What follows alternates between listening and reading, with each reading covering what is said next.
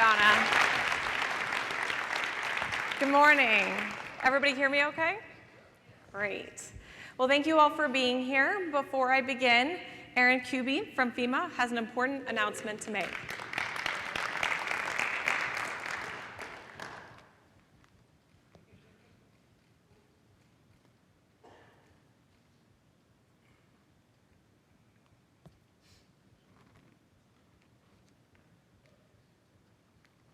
Thank you, Erin. So, with a show of hands, how many of you in the audience know exactly what Erin's message was all about? Okay, how about the general topic? Okay, it's a little bright up here. I'm not seeing too many hands raised. Okay, well, many of you may guess it has something to do with weather. I am a meteorologist after all. So, how about the weather phenomenon Erin's messaging to us? Heavy rain. Okay, not exactly. Okay, that's a good guess. We'll go with it. So how about where is it going to impact? When is it going to impact? What are the main hazards going to be associated with this weather phenomenon? And most importantly, what actions did Erin advise us to take ahead of this significant weather? Could you have acted seriously, based off Erin's message, if you absolutely had to? And the answer is no. And that's because your primary language is not American Sign Language. It's English. And so you may have just sat there for the last 10 seconds, maybe 15 seconds, watching Erin's message and thought, well, geez, I don't know what he's trying to message. I'm confused, maybe a bit uncertain. Maybe you have some anxiety. Imagine if this was a message that you absolutely had to act on, you would be feeling those things.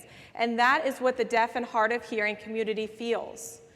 And other underrepresented groups who struggle to receive the message, that's what they feel, especially ahead of significant events. It doesn't have to be weather related, but that's the struggle that they go through when they are not given the proper resources to understand and act on the message.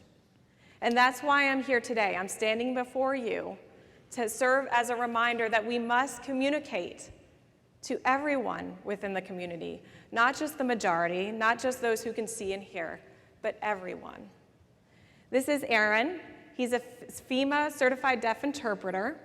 You may have seen him standing next to a FEMA podium for a press briefing. That's if the media didn't cut him out of the frame. And hopefully he's in the frame now. Okay, I see him there. Awesome. Right?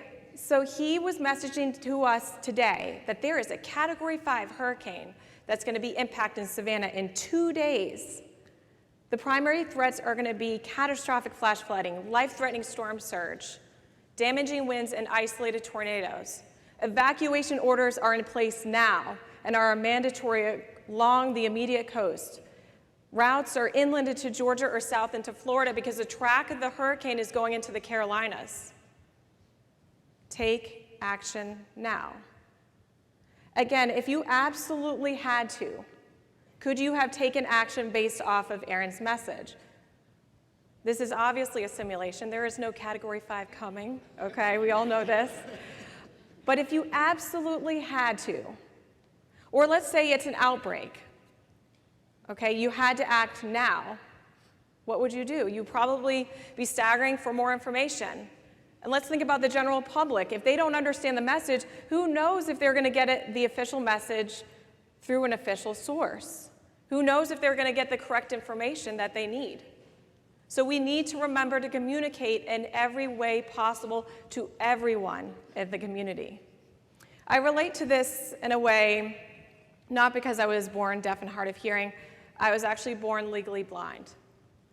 So the memories that I have as a child were not of what I could see. My memories are of what I could hear. And it was 1991, I was 5 years old, and Hurricane Bob was off the coast of Long Island. And my memories were based off hearing the winds howling outside the walls of our home on the north shore of Long Island. I remember so vividly hearing the sheets of rain hitting the side of our house over and over and over again. I remember hearing the waves crashing along the rocks and the shore in the distance. But what I remember most was the fear in my dad's voice, because my mom hadn't come home yet and conditions had deteriorated so greatly. So it was that combination of the fear in my dad's voice, hearing what was happening outside the walls of our home, and also not being able to see, that gave me this level of confusion, uncertainty, and anxiety that I will never forget. So what you all felt for just those 15 seconds, that is but a fraction of what the deaf and hard of hearing and those who struggle to receive the message, those other underrepresented groups feel when they are not given the proper information. And so while my memory was of when I was 5, and I was just a kid, I didn't have to take action, fast forward to now, nearly 30 years later, I'm standing before you as a meteorologist and as someone who is so passionate about effective messaging to everyone, that I need you all to remember that it's important that we message to them, because I think about the anxiety they must feel when they have to act to save themselves, these adults out there. They have to act for themselves and their families, and they're struggling to receive the message. So whether you're an emergency manager, a public official, media, whatever line of work you are in, I'm asking you to think about ways that you can improve communication to everyone within your community. I'll tell you, the National Weather Service has great programs out there. They have communication, dissemination, decision support services that are helping to communicate to everyone. But there's always room to grow. I've worked directly with the Skywarn Spotter training to train the general public about weather preparedness and action, all part of the Weather Ready Nation initiative we're pushing. And I can tell you, I've worked directly with the deaf and hard of hearing community, and they're so thankful for that program. The NOAA Weather Radio, we all hear about it and talk about it. Did you know that there's an adapter that plugs right in, flashes and vibrates to let the deaf and hard of hearing know that a warning has been issued? We push that as well. But again, there's always room to grow.